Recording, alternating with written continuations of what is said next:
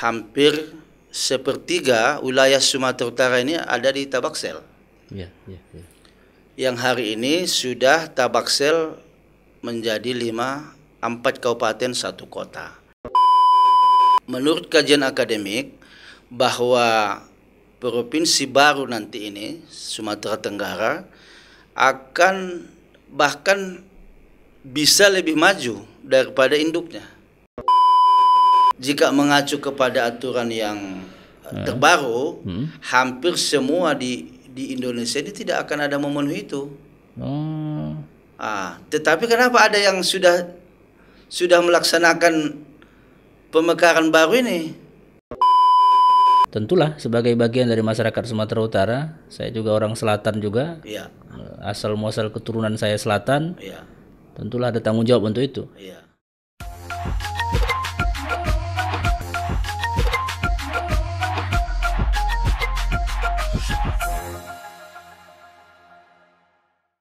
Assalamualaikum warahmatullahi wabarakatuh. Salam jumpa lagi sahabat Deep Institute dimanapun berada. Dalam podcast kita hari ini, pembahasan kita terkait dengan pemekaran provinsi. Sumatera Utara ini sangat luas, 15 juta lebih penduduknya, ada 33 kabupaten kota, dan tentu saja populasi ini menjadi yang terbesar di Pulau Sumatera. Beberapa tahun yang lalu sesungguhnya rencana, wacana, ide, gagasan, usulan untuk memekarkan Provinsi Sumatera Utara menjadi beberapa provinsi itu sudah sangat sering kita dengar. Meskipun sampai dengan hari ini belum ada hal yang terjadi untuk itu. Salah satu daerah yang hari ini sedang dan saya kira cukup hangat didiskusikan adalah ex Kabupaten Tapanuli bagian selatan atau ex Tapanuli Selatan yang hari ini sudah menjadi 5 kabupaten kota. Kota Padang Sidimpuan, Kabupaten Tapanuli Selatan, Kabupaten Padang Lawas, Kabupaten Padang Lawas Utara, dan Kabupaten Mandailing Natal.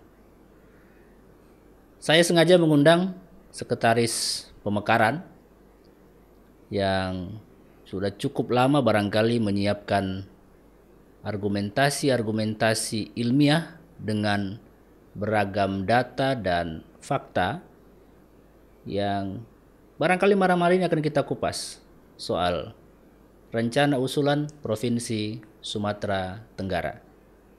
Bersama saya sudah hadir Bang Usman Hasibuan. Assalamualaikum Bang. Waalaikumsalam. Makin segar dan cerah Bang. Alhamdulillah karena diberi kesempatan datang ke studio ini. Saya mohon maaf kemarin barangkali karena schedule yang agak sedikit cukup padat sehingga kemudian secara langsung tidak bisa hadir dalam pertemuan yang dilakukan beberapa hari yang lalu. Tapi saya mendengar hasilnya lumayan. Tentu malam hari ini jangan Abang ceritakan dulu, nanti pelan-pelan kita bedah satu-satu dulu soal pemekaran Provinsi Sumatera Utara. Tentu urusan pemekaran ini, sahabat Deep yang berbahagia, ini kan adalah jalan panjang. Orientasi utamanya adalah kesejahteraan rakyat, kesejahteraan daerah. Kalau pemekaran itu kemudian adalah bagian dari cara untuk mensejahterakan rakyat, tentu jawabannya why not? Apakah potensi itu ada di Sumatera Tenggara? Apakah semua persyaratan administratifnya mencukupi dan potensial untuk dimekarkan? Dan seterusnya pertanyaan-pertanyaan dasar dan argumentasi awal pelan-pelan akan kita diskusikan dengan Bang Usman. Bang Usman, dasar pemikiran pemekaran Sumatera Tenggara ini, Bang, dan sejak kapan sebenarnya wacana ini mulai digulirkan? Iya. Baik, terima kasih kepada Bung Dedi yang hari ini mendapat kesempatan buat kami untuk berdialog, kemudian berdiskusi mengenai mengapa Sumatera Tenggara ini dibuat untuk pemekaran. Tentunya gagasan ini dan cita-cita ini sudah lama bagi tokoh-tokoh kita dari Tapanuli bagian selatan yang kita kenal dengan Tabaksel yang sekarang Sumatera Tenggara. Semenjak 2004 ya. Ya, ini sudah bergulir. Walaupun sesungguhnya ini mulai masa reformasi. Ya, ya. Tapi puncaknya itu 2004 sampai hari ini. Kenapa masyarakat Tabaksel berkeinginan untuk menjadikan satu otonomi baru yang kita kenal dengan Sumatera Tenggara ini? Karena melihat tadi yang disampaikan oleh Bung Didi, Adinda Didi, bahwa Sumut ini adalah wilayah terluas di Sumatera. Ya. Yang kita hampir sepertiga wilayah Sumatera Utara ini ada di Tabaksel. Ya, ya, ya. Yang hari ini sudah Tabaksel menjadi 4 kabupaten 1 kota. Dan masih sangat layak untuk dimekarkan kabupaten. Saya dengar ada Pantai Barat juga ya Bang ya? Contoh Pantai Barat, kemudian ada Ex-Barteng yang dulunya 1 kecamatan sekarang sudah menjadi 7 kecamatan. Oh iya, Baru Mentengah ya? Baru Mentengah. Dan bisa kemungkinan juga dibuat kota Sibuhuan dan kota Panyabungan. Iya, iya, iya. Jadi kalau ini terwujud satu provinsi otonomi baru, maka bisa sampai dengan 5 kabupaten atau 6 bahkan dan 3 kota. Oh iya, iya, iya, iya. Karena wilayahnya sangat mencukupi. Itu dari segi wilayah. Belum lagi dari sumber daya alamnya. Yang hari ini ada di Pantai Barat, di Mandailing, di Natal. Iya. Ya, potensi lautnya yang luar biasa. Kemudian potensi sumber daya alam ada emas ya, kalau dari segi di Madinah ada tambang emas, ada tambang-tambang yang lain, batu bara juga. Kemudian ada perkebunan dan banyak potensi lain secara sumber daya alam yang belum dimaksimalkan untuk digali. Iya. Dan ini telah melalui kajian akademik. Menurut kajian akademik bahwa provinsi baru nanti ini, Sumatera Tenggara, akan bahkan bisa lebih maju daripada induknya jika ini dimekarkan. Kemudian sumber daya manusia juga ini akan banyak didukung apabila pemekaran itu terwujud, karena akan melahirkan berbagai perguruan tinggi. Contoh di Sidimpuan ya, kemudian banyak pendidikan-pendidikan, pesantren dan lain sebagainya. Artinya akan menciptakan manusia unggul apabila Sumatera Tenggara ini terwujud. Jadi sesuai dengan Undang-Undang Nomor 23 tahun 2014, bagaimana sesungguhnya pemekaran itu. Kita melihat potensi ini luar biasa di Tabaksel ini. Bahwa otonomi baru ya, bahwa apabila ini diberi kesempatan maka semua sumber daya akan tumbuh. Karena luas wilayah Provinsi Sumatera Utara yang hari ini kita tahu bersama, gubernurnya belum tentu 2 hari bisa mengunjungi Tabaksel ini. 5 kabupaten kota. 5 kabupaten kota ini. Iya, iya. Dan apabila cita-cita ini terwujud, maka kesejahteraan rakyat akan lebih mudah dan lebih cepat barangkali terwujud, karena akses rakyat dengan pemerintah lebih cepat. Ya. Jangan. Kajian yang akademik tadi itu, Bang, kalau perspektif pendapatan asli daerahnya sudah pernah diestimasi belum itu ya, Bang? Sudah. Heeh. Sudah diestimasi, ada skor-skornya. Heeh. Kita lebih unggul dibanding daerah lain yang mengajukan pengusulan pemekaran. Potensi ini SDA lah kita cerita dulu. Iya. SDA, sentra pendapatan dan lain-lain lah ya. Seperti yang Abang sampaikan tadi, ada tambang, tentu ada juga perkebunan, ya, Kemudian pertanian ya, gitu ya. laut. Laut juga ya. Iya. Laut dari sisi di sana ya, di Natal. Mandailing Natal ya, di Mandailing Natal. Ya. Tentu kan sebagian besar masyarakat di sana, saya kira ingin sejahtera, udah pasti. Iya. Tak ada yang nggak ingin sejahtera. Masih ada nggak ditemukan pro dan kontra di tengah-tengah masyarakat soal usul pemekaran ini? Tidak ada, karena masyarakat itu setelah pasca Tapsel lama menjadi pemekaran 4 kabupaten 1 kota, mereka nyata melihat datang pembangunan itu.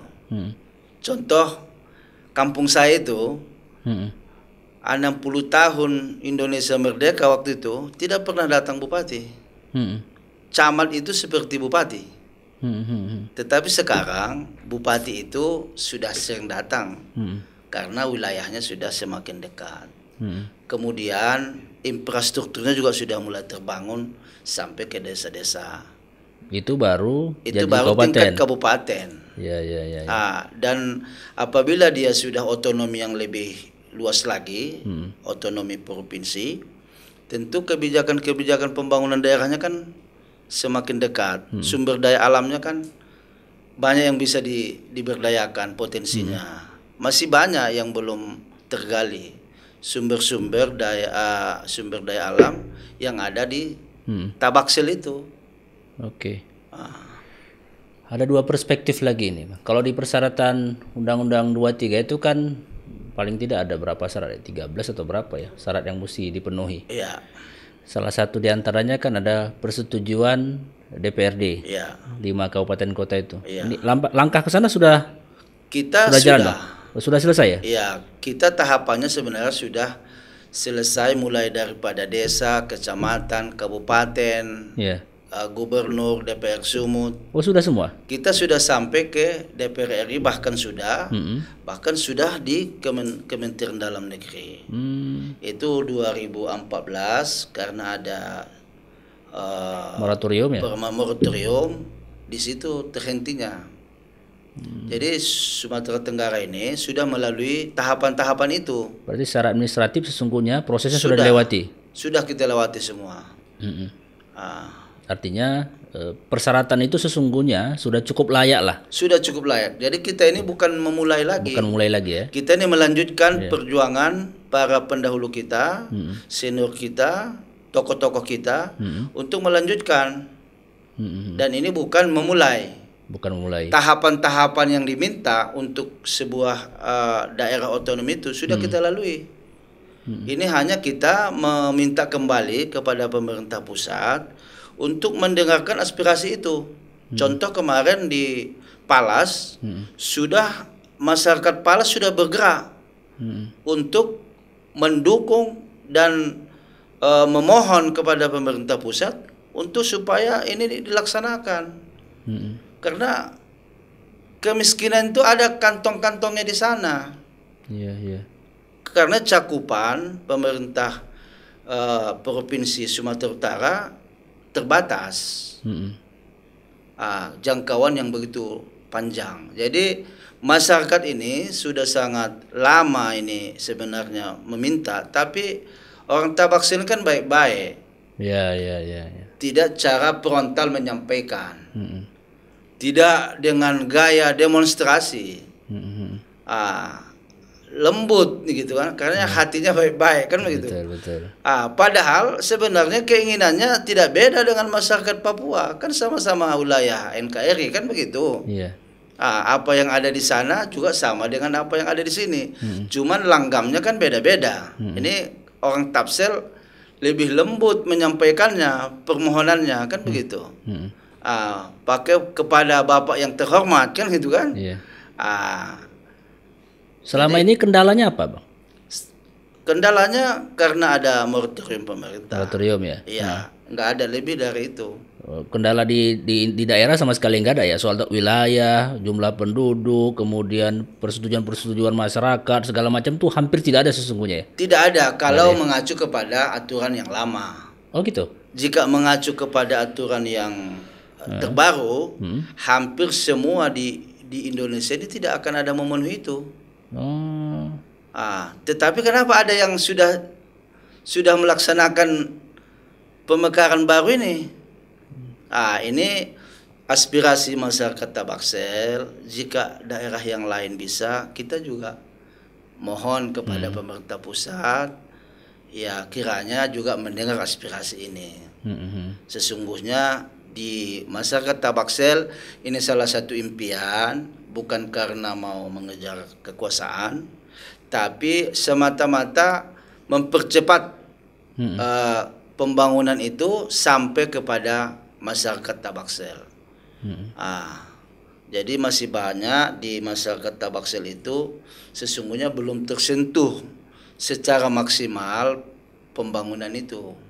Yang mana aja tuh? Termasuk jalan barangkali ya? Jalan, ya penerangan listrik. Masih ada ya, Bang? Masih ada. Masih ada. Atau jangan-jangan masih ada daerah kita yang belum masuk listrik kali ya? Masih. Masih ya? Masih banyak. Itu masih banyak kalau di Tabaksel itu. Jadi ini ya kalau kita lihat keterbatasan pemerintah provinsi masih lama mencapai pembangunan yang kita harapkan itu bisa tercapai. Kalau semata-mata berharap dari APBD provinsi yang ada sekarang ya? Provinsi sekarang ini gitu. Karena penggalian sumber daya alam yang ada di Tabaksel itu belum maksimal. Kenapa belum maksimal? Ya bisa saja luasnya wilayah Sumatera Utara ini di mana pemerintah kita mungkin ya dari segi waktu, dari segi pemikiran, dari segi keterbatasan anggaran ini akan membuat keterlambatan itu. Memang ya rentang jarak antara Medan dengan Sidimpuan saja lah sebut dulu ya. 13 jam. 13 jam ya. 13 jam sampai ke ujung perbatasan. Sampai ke ujung perbatasan Sumatera Barat ya. Iya. Terlalu jauh memang. Terlalu jauh. Bentangannya ya. Belum lagi jalannya yang nggak begitu bagus gitu kan.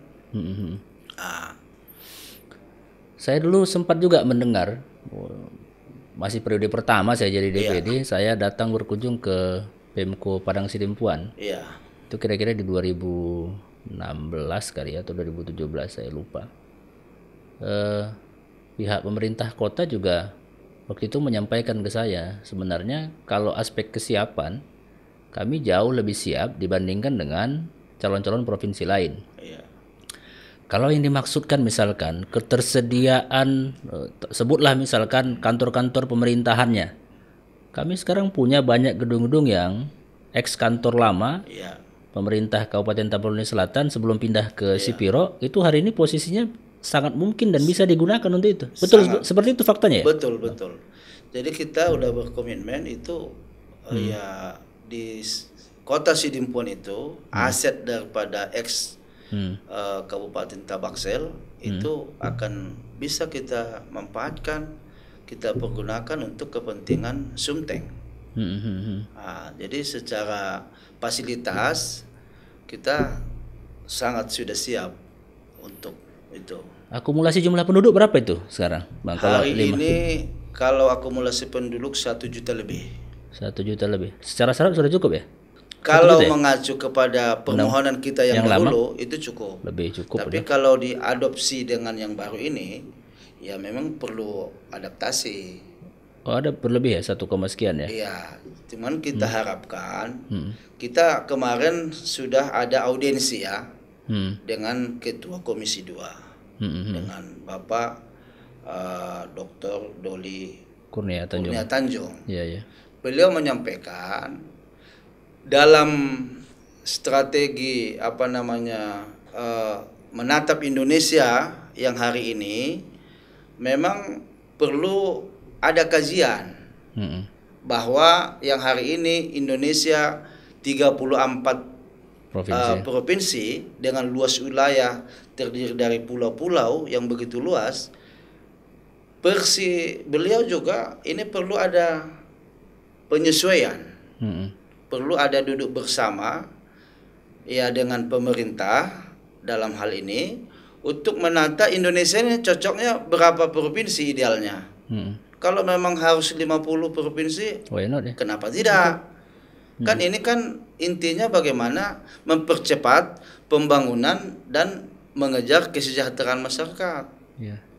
Kalau hari ini isu ibu kota juga bisa pindah, kenapa juga pemekaran tidak bisa? Ya, ibu kota yang kita anggap sakral hari ini ternyata bisa pindah. Betul. Karena diatur dengan undang-undang, diatur dengan kajian-kajian strategis. Ya, pemekaran juga kenapa tidak? Kalau itu memang salah satu alat untuk mempercepat masyarakat bisa mendapatkan pembangunan itu. Sehingga ada pemerataan. Saya rasa ini sistem yang perlu kita dukung, dan itu Komisi 2 ya, kalau kita lihat dalam audiensi kita ya mensupport ini aspirasi masyarakat ini kan aspirasi dari bawah. Karena ini bukan diciptakan tiba-tiba. Dengan kajian-kajian yang sudah melalui kajian akademis, kemudian melalui penelitian, melalui keadaan yang ada di sana gitu kan. Termasuk dukungan pemerintah daerah juga. Termasuk dukungan pemerintah daerah. Termasuk Dalihan Natolu ya, Bang? Dalihan Natolu. Termasuk ya Bung Dedi sebagai perwakilan kita Sumatera Utara, kami harap ikut mengaspirasi ini. Tentu. Ikut menyambut aspirasi masyarakat ini. Kami melalui channelnya Bung Dedi ini kami mohon juga kiranya ikut berjuang sama-sama. Karena rakyat ini, dan ini boleh dicek ke bawah, tidak ada rekayasa para elit. Kalau itu umpamanya ada sebuah pemekaran, ini kepentingan elit, boleh dicek. Kalau boleh disurvei satu-satu masyarakat itu, kita yakin ini bahwa masyarakat ini mayoritas, bahkan mungkin 99% ini ingin ada pemekaran. Karena hari ini mereka nggak kenal gubernur siapa. Betul. Kalau ditanya gubernur Sumatera Utara, banyak yang nggak tahu, karena akses informasinya juga tidak mereka dapatkan. Jadi ini mungkin kepada Bung Dedi, ya ini kami terima kasih lah dipercayakan hari ini kami sebagai yang mengurusi kepanitiaan percepatan pemekaran Sumatera Tenggara ini. Melalui media ini kami mohon juga dukungan kepada Bung Dedi untuk dapat sama-sama menyuarakan itu di Senayan atau kepada pemerintah. Ya, karena nanti pasti akan ada tahapan. Melalui DPD kan akan ada persetujuan juga di Komite 1 DPD untuk mendapat persetujuan kelembagaan, baru kemudian ke DPR. Saya kira nanti untuk proses itu tentulah sebagai bagian dari masyarakat Sumatera Utara, saya juga orang selatan juga, asal muasal keturunan saya selatan, tentulah ada tanggung jawab untuk itu. Tapi memang para pemirsa Deep Institute dimanapun Anda berada, memang pemekaran dimanapun tempat itu orientasinya adalah percepatan pembangunan dan kesejahteraan rakyat. Tentu kita berharap kalau nanti ini benar akan dimekarkan, kan tentu akan ada gubernur baru, akan ada jangan-jangan ada nambah kabupaten baru lagi nanti. Nggak ada kekhawatiran, Bang, untuk kemudian ke depan kepala-kepala daerah ini kan sangat sangat rentan dengan hal-hal korupsi dan seterusnya saya kira gitu. Semakin semakin banyak daerah yang dimekarkan, ini kan beban anggaran pemerintah pusat dan provinsi induk itu juga akan ikut serta di situ. Perspektif ini sudah pernah dikaji juga ya, Bang? Pertama harus kita pahami, kalau yang namanya ada gula ada semut. Di mana ada gula, di situ ada semut. Artinya yang namanya korupsi itu berat diberantas. Tapi sistem kita yang benahi. Jadi jangan sampai kita akibat adanya kekhawatiran kepala daerah muncul nanti dia korupsi sehingga menghambat pemekaran. Saya rasa ini logikanya nggak masuk. Nggak masuk ya. Karena impaknya lebih besar pemekaran itu daripada kekhawatiran kita terhadap pemimpin yang korupsi. Ya. Kalau lahir nanti kita pilihlah orang-orang yang kita anggap ideal untuk memimpin sebuah daerah itu.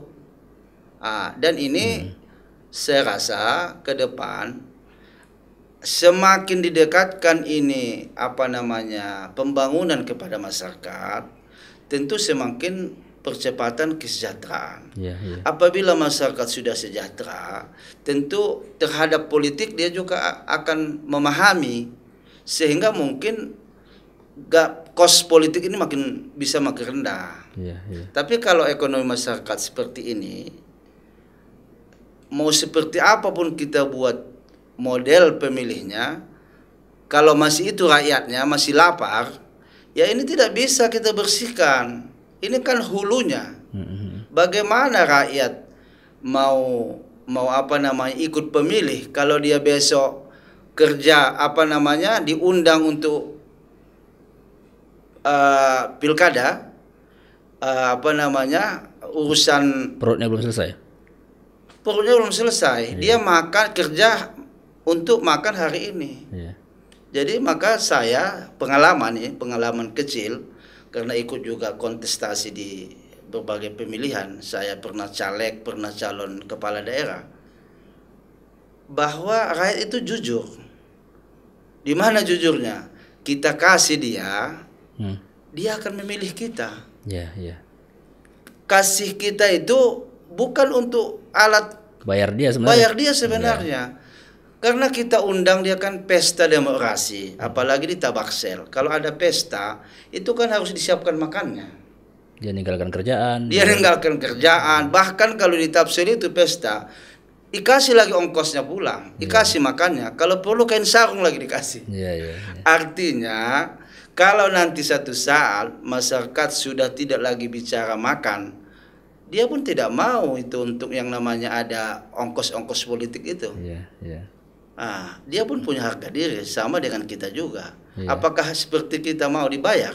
Betul. Pasti saya tidak mau, karena bukan itu lagi kebutuhan kita. Jadi ini yang perlu kita tata. Saya yakin ini pelan-pelan kekhawatiran kita itu jangan kita generalkan. Kita benahi ekonominya, kita benahi kesejahteraannya, dia pasti sadar ke depan. Saya yakin Adinda terpilih bukan karena uang.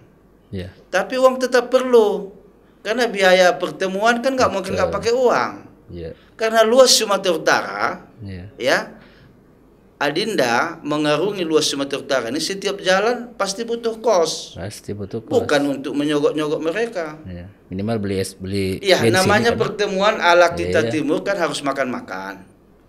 Kan? Harus ada persiapan tempat itu. Itu kan kos politik namanya. Jadi saya rasa ini harus kita rubah juga paradigma. Jangan sampai kita menjas bahwa kepala daerah ini bakal korupsi. Karena kita kasih ruang. Kalau ke depan sistem kita lebih baik, nggak ada alat dia untuk korupsi, bagaimana? Namanya manusia, kalau nggak ada peluang, ada niat pun nggak terjadi. Ini karena masih dikasih peluang. Betul. Karena macam-macam lah. Jadi saya rasa kita hindari pikiran kita bahwa pemekaran itu akan menyuburkan korupsi. Itu keliru. Itu keliru itu pemikiran begitu. Tapi mempercepat pembangunan, mempercepat kesejahteraan rakyat, itu saya setuju. Artinya kalau dimekarkan berarti rakyat sejahtera, pembangunan jalan. Kalau sudah pembangunan jalan, rakyat sejahtera, perilaku korupsi juga dengan sendirinya akan tidak tumbuh dan tidak subur. Nggak pasti. Tumbuh nggak subur, karena dia nanti akan lebih mudah memantaunya. Betul. Orang langsung perubahan di tempat dia langsung nampak. Langsung tahu. Iya, rakyat ini langsung jadi mata-mata kan begitu. Iya, iya, iya. Tapi kalau luas gini kan orang Mandailing nggak tahu kalau gubernur ada permainan. Iya, iya. Kan begitu. Aduh. Itu. Ini kalau diskusi soal pemekaran Sumatera Tenggara ini, karena memang ini aspirasi yang sudah sangat lama, keinginan sebagian besar orang Mandailing lah sebut ya, orang Mandailing, orang Angkola, orang Gunung Tua, orang Sibuhuan. Iya. Ya, yang berharap kesejahteraan itu bisa mereka peroleh sama dengan daerah-daerah lain. Akses pembangunan juga mereka berharap juga bisa mereka peroleh seperti juga daerah lain yang bisa dapatkan. Akses informasi, akses jalan yang baik, akses pertanian yang bagus, dan seterusnya. Sahabat DIP Institute dimanapun berada, menarik sekali diskusi kita hari ini. Tentu nanti kita akan lanjutkan pada sesi-sesi berikutnya untuk tema pemekaran. Hari ini kita masih ngupas soal dasar pemikiran, kemudian syarat-syarat administratif, kesiapan, dan lain sebagainya. Besok-besok kita akan lanjut dengan tema yang lain. Bang, barangkali ada closing statement sebelum kita tutup? Saya menyampaikan salam hormat dari Ketua Tim Percepatan Pemekaran Sumatera Tenggara, Bang Heri Lontung Siregar. Waalaikumsalam warahmatullahi Beliau wabarakatuh. tadi saya sampaikan bahwa saya akan podcast di tempatnya Bung Dedi. Beliau bilang salam hormat dan salam hangat, kiranya beliau berkenan bersama dengan kita. Ya, pertama saya mengucapkan terima kasih yang sedalam-dalamnya kepada DIP Institut ini, di mana kita diberi kesempatan. Mudah-mudahan ini alat penyambung lidah, sosialisasi kepada masyarakat atau bahkan yang mendengar ini ke pemerintah pusat. Kemudian kami mohon melalui Panitia Percepatan Pemekaran sama Bung Dedi yang hari ini wakil kami di pusat sebagai DPD RI, kiranya berkenan untuk menyuarakan ini. Siap, perintah dilaksanakan tuh Bang. Alhamdulillah. Kemudian nanti supaya lebih dalamnya lagi, ada tim akademis kita yang sengaja mengkaji ini. Mungkin bisa juga diundang dalam forum, dalam channel yang berbahagia ini. Insya Allah. Itu saja permohonan kami. Terima kasih. Salam hormat kami buat Bung Dedi. Kami doakan semoga sehat selalu. Amin. Kami lihat tetap ceria dan bahagia. Amin. Insya Allah. Sekali-sekali pulang ke Tabaksel. Siap Bang. Terima kasih. Baik sahabat DIP Institute, demikian diskusi kita kesempatan yang berbahagia ini. Terima kasih Bang Usman Hasibuan, Sekretaris Percepatan Pemekaran Rencana Provinsi Sumatera Tenggara. Titip salam saya juga buat seluruh panitia pemekaran. Mudah-mudahan tetap dalam dalam semangat yang terjaga untuk kepentingan dan kesejahteraan daerah tentu saja. Jangan lupa subscribe, like, dan share di channel YouTube-nya DIP Institute. Terima kasih, sampai ketemu lagi. Assalamualaikum warahmatullahi wabarakatuh. Waalaikumsalam warahmatullahi wabarakatuh.